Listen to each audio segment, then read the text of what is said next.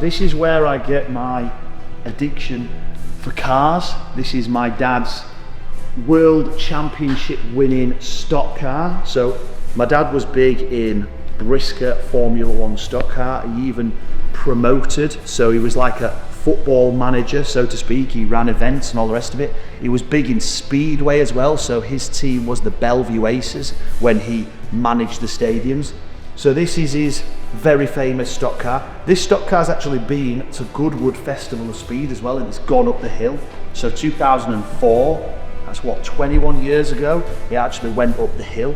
So it is a Formula 1 stock car. It's got a big block Chevy V8 engine. It's an absolute beast. It is a very, very hard car to drive.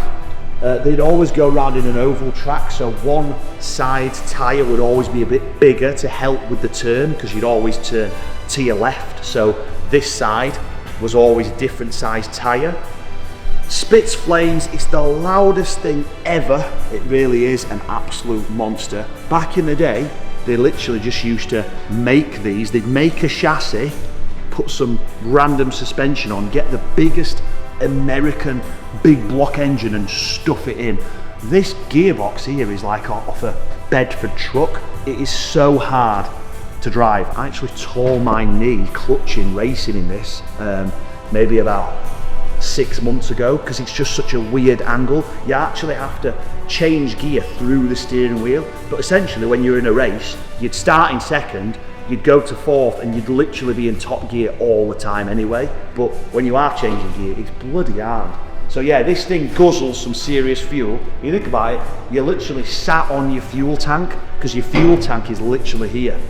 So back in the day, if you were crashing one of these bad boys, yeah, I mean, we heard of people getting like chopped in half and dying. Wasn't that like common that people would die in these things? But there really isn't much to these cars at all, you know what I mean? And they are just, well, it's a go-kart. There's no obviously electrics, it's an engine and a chassis. That's your lot, do you know what I mean? Main man cameraman is gonna get in here. So go on. So you literally, literally figure out how you're gonna get in that thing, and we're gonna have to suss out how to change gears as well. Right, so I'll climb in. Yeah. With me. No, actually, I'll go in this foot first. That's it. You have to suss it. I would slide in like this.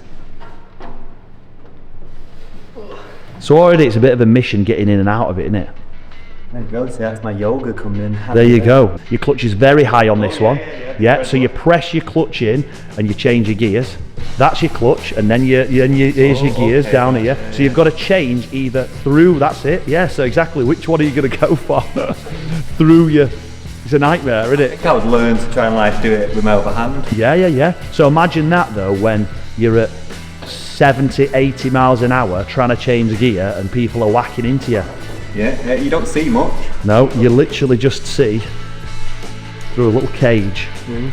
So you're quite tall. How tall are you? I know, so I whack my head. My helmet is absolutely destroyed from that. Yeah. I'm like 5'10", 5'11", and I'm quite... And you're still up there. You know, I'm cramped. Yeah. It's not comfortable, is it? No. Getting in and out of it. But if you get hit now, obviously you can see where people have twatted into you. If you get hit, you're whacking your head, you've got the steering wheel whacking your legs. It's not a nice place to be. No. You had to have balls of steel for this shit. These were never really supposed to be fast like high end, because it's such a heavy thing.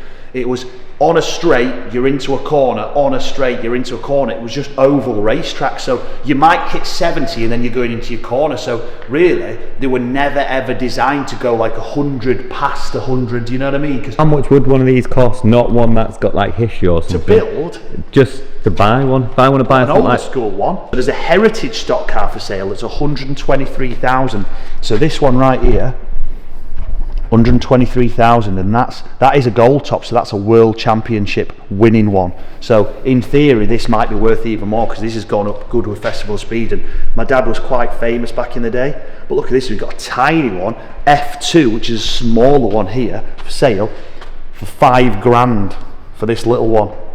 How cool is that? It's 2020. So what's the plan with this? I mean, it'll stay in the family, because obviously it means a lot to us that it was my dad's, and obviously my dad's no longer with us. We'll keep it probably forever now. Would you not consider like putting it in a museum, so it's still technically Yeah, do you know what? yours. It has been to quite a lot of museums. It gets invited quite a lot of places. So whenever someone wants to borrow it, we'd love people to have it. You know what I mean? So it's probably better to use stuff like this. You need to keep the engines ticking over. Do you know what I mean? And I'm the only real person that drives it nowadays. Yeah.